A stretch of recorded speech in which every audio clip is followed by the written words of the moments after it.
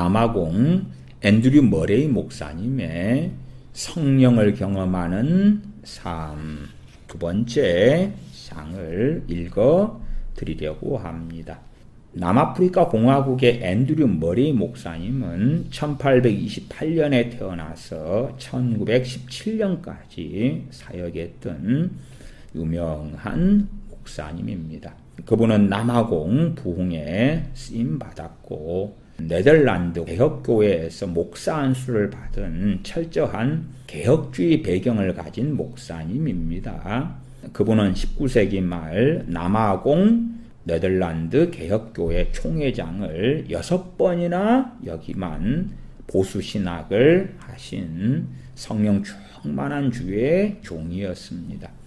그분은 250여 권의 저수를 통하여 전 세계 교회에 좋은 영향을 끼쳤습니다. 또 앤드류 머레이 목사님의 형 목사님도 아주 유명한데 그분은 1859년 남아공의 최초의 신학교인 스텔레보시 신학교를 설립한 주의 종입니다.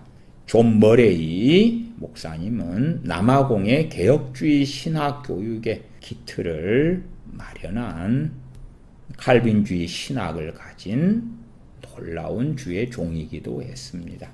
그의 동생이 앤드류 머레이 목사님이고요. 그러니까 오순절의 축복, 성령 충만 나오니까 앤드류 머레이 목사님이 개혁주의 목사님이 아니라 오순절파 아닌가 그렇게 생각하시면 굉장히 곤란해요. 개혁주의 교회의 총회장을 9번이나 했던 성령 충만한 주의 종이 이 책을 통하여 성령 충만을 받으라고 저희들에게 증거한 것입니다. 이 책의 두 번째 챕터의 제목은 얼마나 영광스러운 일인지입니다. 읽어드리겠습니다. 우리가 성령님의 충만함에 대하여 말하고 그것이 무엇인지 확실히 알려는 소원을 가질 때마다 우리의 생각은 언제나 오순절 날로 돌아갑니다. 성령님께서 하늘로부터 가져오시는 것은 얼마나 영광스러운 것인지요.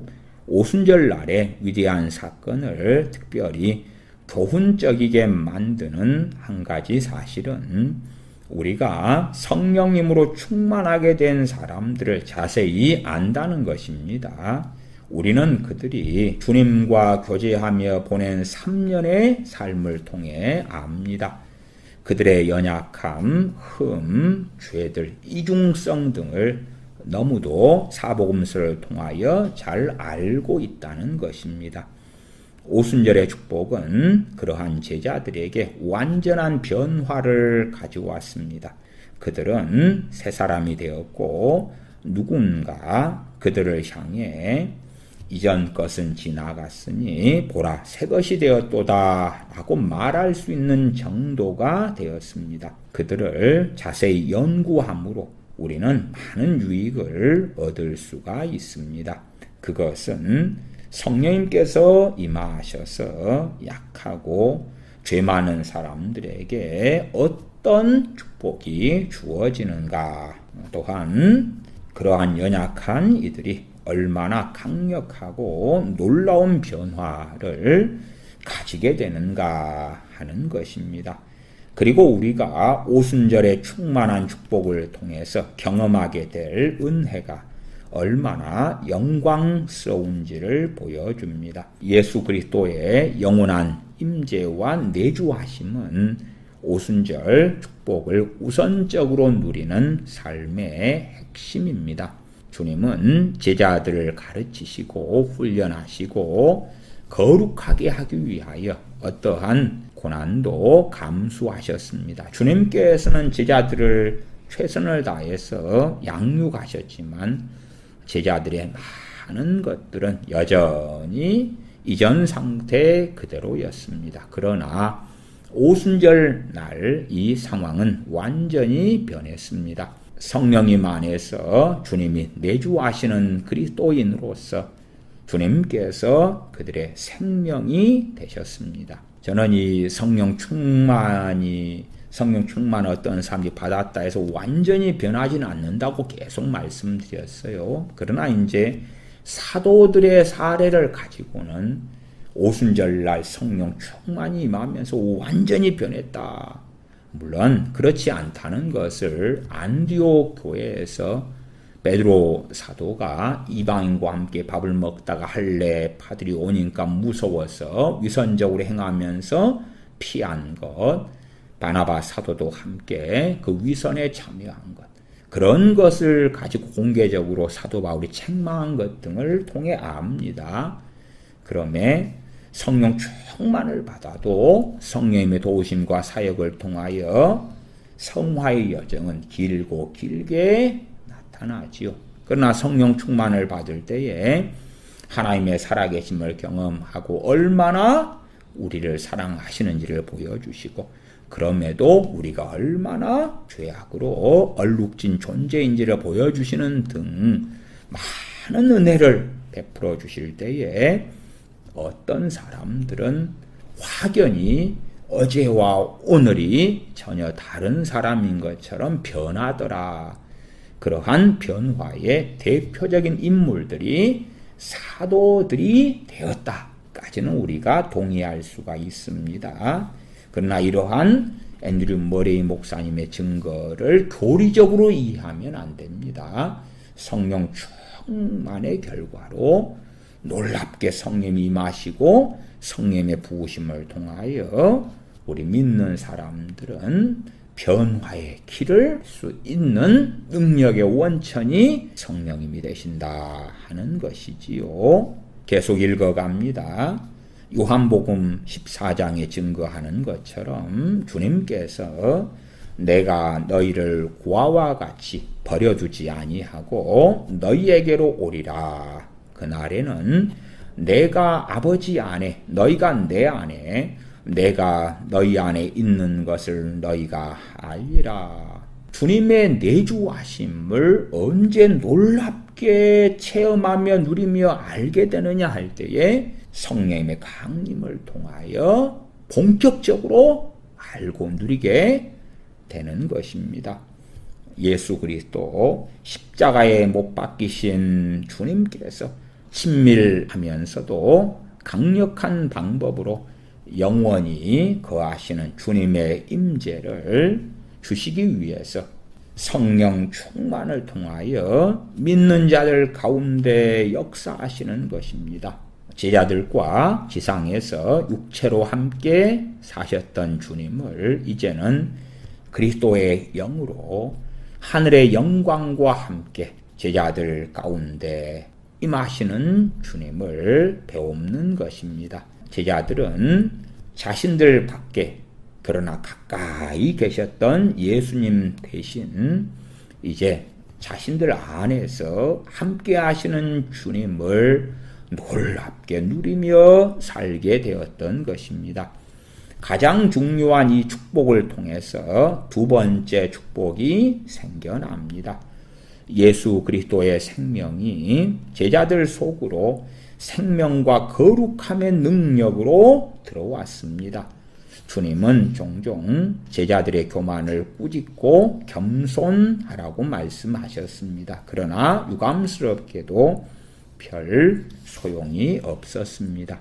심지어 주님께서 주재하시는 지상에서의 마지막 날 만찬 자리에서도 제자들은 누가 큰 자냐 하는 문제로 다툼을 벌였습니다.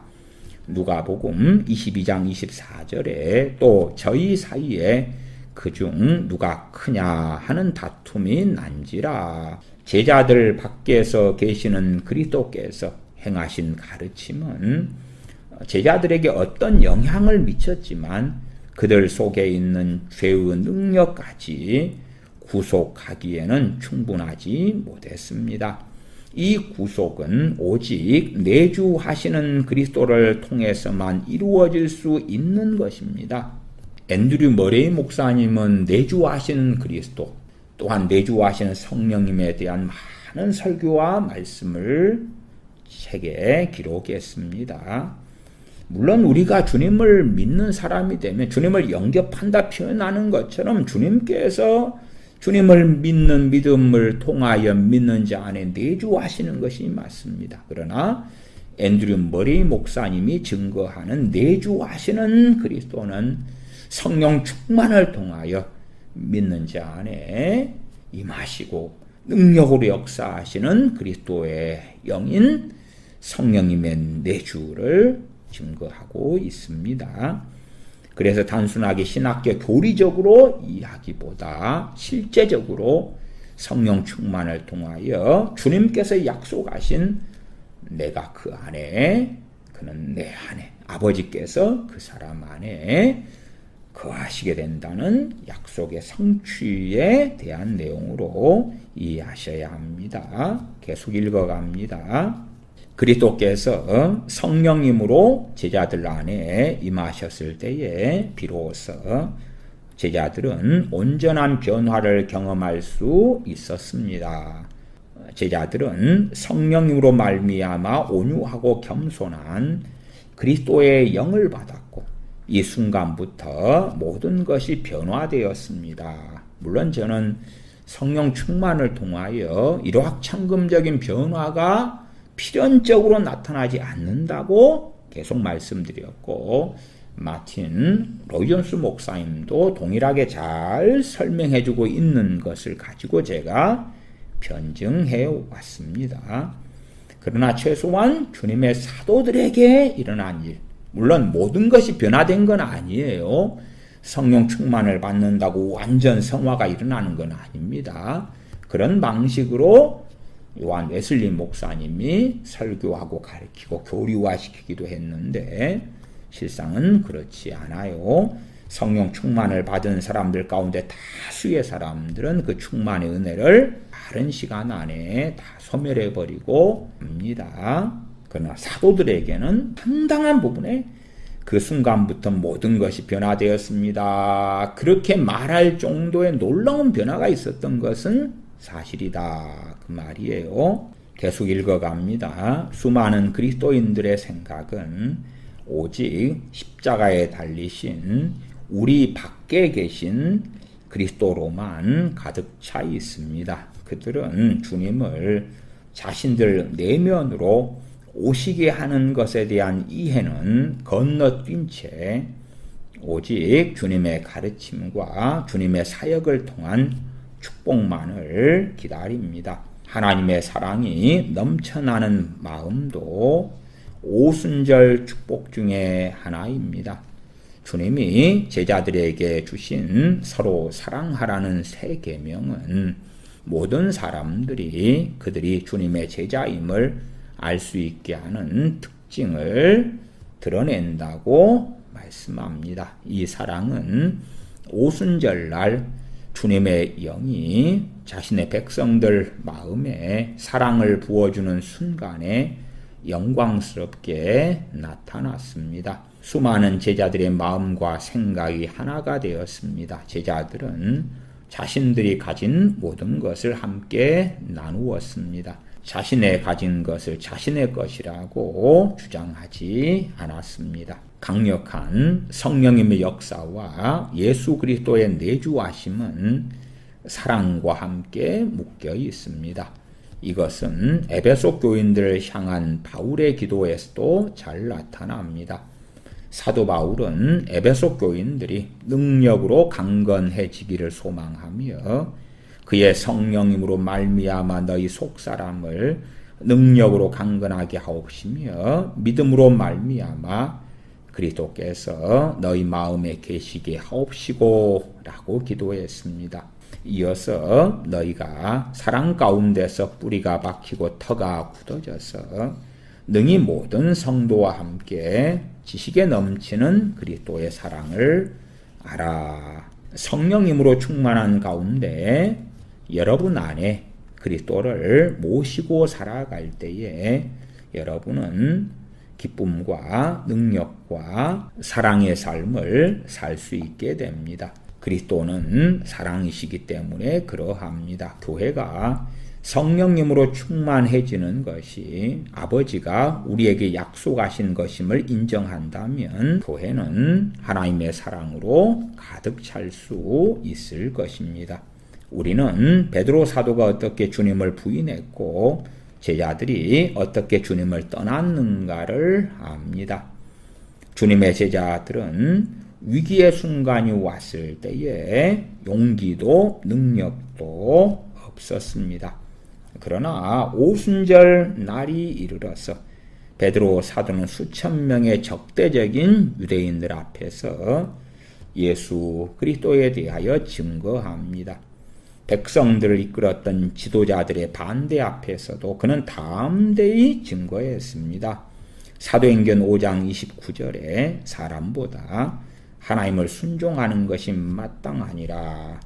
스데반과 사도 바울 그리고 수많은 제자들이 기쁨과 용기로 위험과 고통, 죽음에 맞설 수 있었습니다. 그들이 그렇게 승리 가운데 살 수 있었던 비결은 그리스도의 영이시고 승리자이시고 그리스도 자신이 영광을 받으셨고 또한 그들 가운데 함께 계셨기 때문입니다.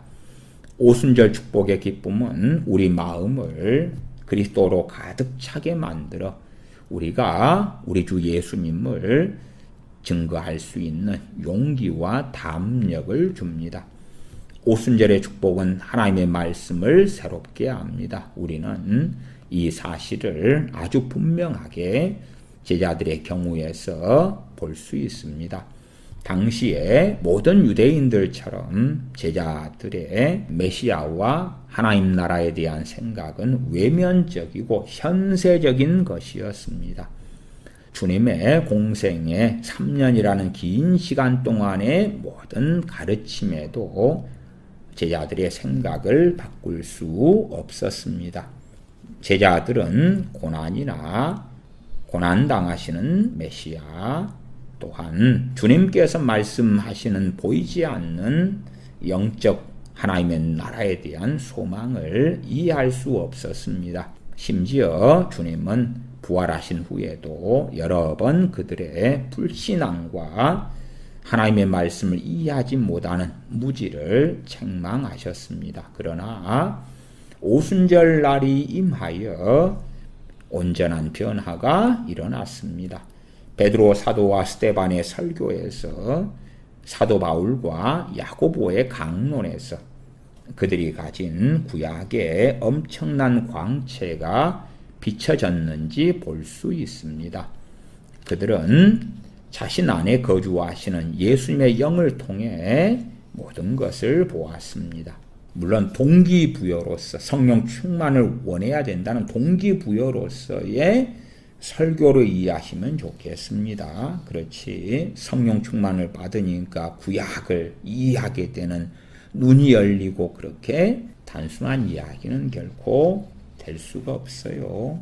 사실은 대한민국 교회도 성령 충만을 받고 능력을 받은 많은 부흥사 목사님들이 있었습니다만은 그런 분들이 부흥회 때마다 성령 충만을 받으라 그리고 소나무 뿌리가 뽑히도록 기도해라 그렇지만 실제로 성경에 있는 성령 충만에 대한 자세한 내용을 어느 정도 이해할 수 있게 설명한 주의 종들은 거의 없었습니다.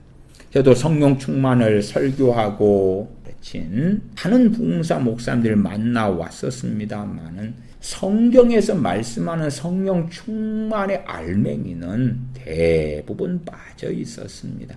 그냥 그들의 주장뿐인 성령 충만의 동기부여가 참 많았습니다.